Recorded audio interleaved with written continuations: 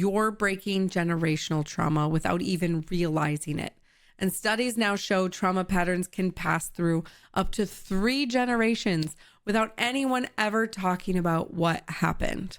Most people think healing looks calm, regulated, and put together. Like suddenly you stop reacting, stop crying, and finally have it all figured out. But the truth is, the people who are actually breaking cycles often feel the messiest, more emotional, more aware, more uncomfortable, more alone. And after years of studying nervous system healing and generational trauma patterns, I've seen this again and again and have lived through it. So today I'm going to walk you through 4 signs that you're healing your lineage, even if it doesn't feel peaceful yet. Have you ever been labeled the messy one in your family? The one who feels everything way too deeply, who just can't let anything go? Maybe you've been told you're too sensitive, too dramatic, or even the cause of all the problems, the black sheep. But what if I told you that your sensitivity isn't a weakness? What if the very things that made you feel like an outcast are actually your greatest strengths? This is the story of how the messy one is secretly the family's cycle breaker. In many families, there's an unspoken script that everyone follows to keep the peace and maintain a fragile balance. And in families where difficult emotions are buried, someone has to carry the weight of all that unspoken pain. That person is often called the family scapegoat. If this sounds familiar, you're the lightning rod for everyone else's frustration. You get blamed for the tension everyone feels. You might have been called the difficult one or the problem child, like I was. This role is often assigned to you without you even realizing it, and it can shape exactly how you see yourself for the rest of your life. You start to internalize these messages, believing that you are fundamentally flawed, unlovable, or just too much. This creates a profound sense of isolation. You end up feeling like an outsider in your own home, and the deepest pain comes from realizing that the people who were supposed to be your safe harbor feel like the source of the exact storm. The family system convinces you that you are the problem to avoid facing its own dysfunction. But here's the thought.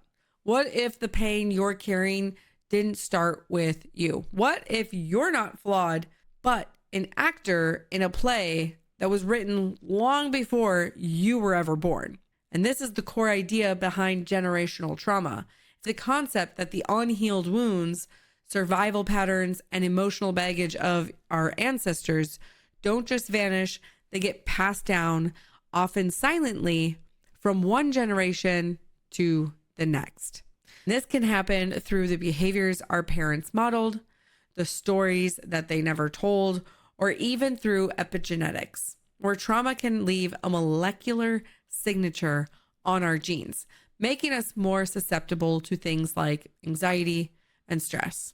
Think of your family patterns like a river. For generations, your family has been floating down this river, and the path of least resistance is to just keep going. Patterns of emotional suppression, addiction, or poor boundaries become the default current. But you're the one who feels the sharp rocks at the bottom. You're the one who notices that the current is pulling everyone toward a waterfall. Your sensitivity isn't a flaw, it's your awareness.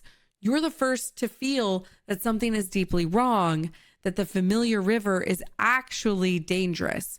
Because you feel it so intensely, you are the one with the power to do something different, a cycle breaker. And this is the person who recognizes these harmful patterns and makes the conscious choice to say, this stops with me. You're the one who decides to stop floating and starts the exhausting work of swimming to a new shore.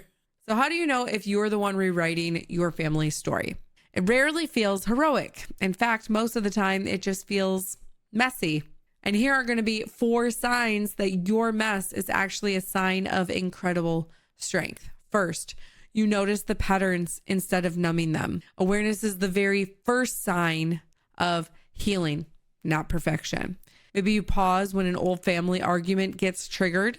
And instead of just scrolling on your phone or shutting down, you ask yourself, wait, why do I feel this way? You're starting to spot behaviors in yourself like people pleasing or emotional unavailability that echo your parents.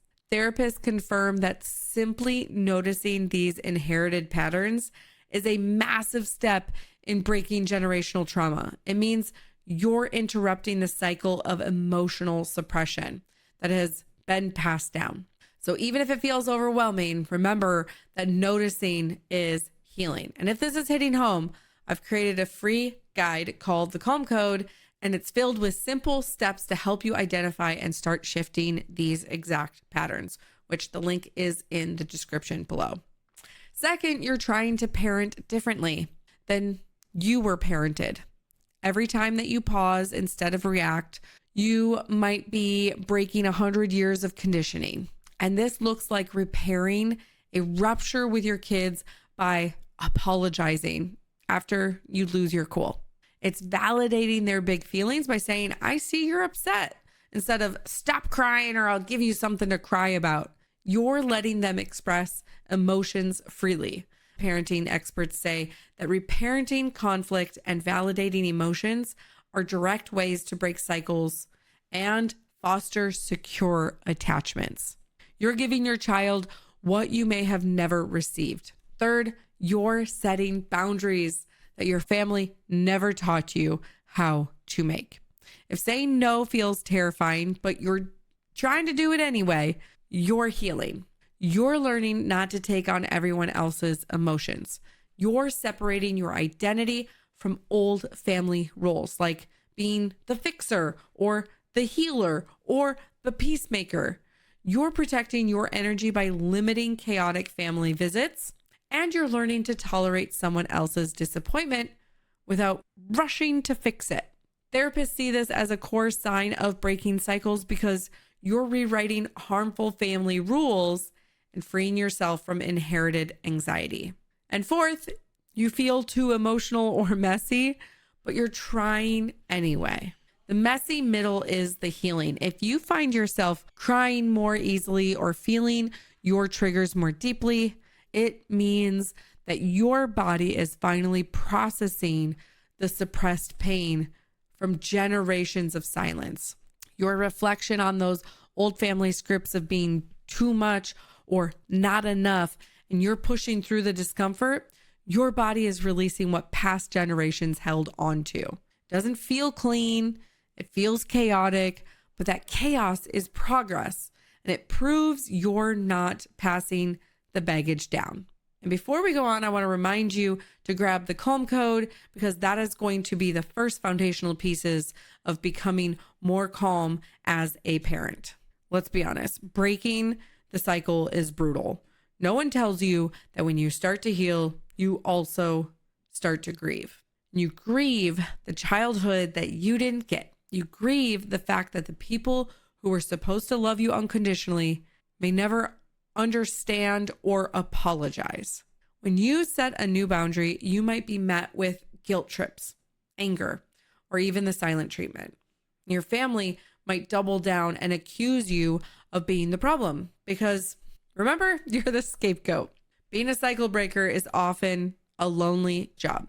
You don't get applause for the hard conversations or the quiet nights you spend processing your pain, and it can feel like you're breaking everything apart just to find a new way forward. But there is a reward. On the other side of that pain is freedom. It's the freedom to be your authentic self, not the role you were assigned. It's the freedom to build relationships based on mutual respect, not obligation.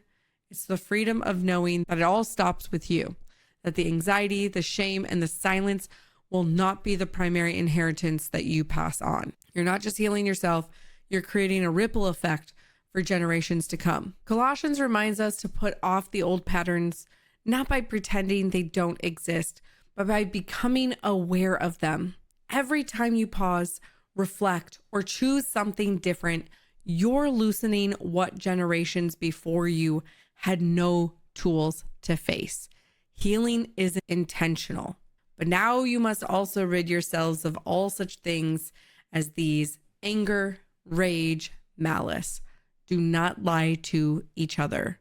So if you are the messy one, the too sensitive one, or the black sheep, I really want you to hear this. Your mess is not a weakness. It's the evidence of your work. You were never the problem. You were the one who was brave enough to see there was a problem in the first place.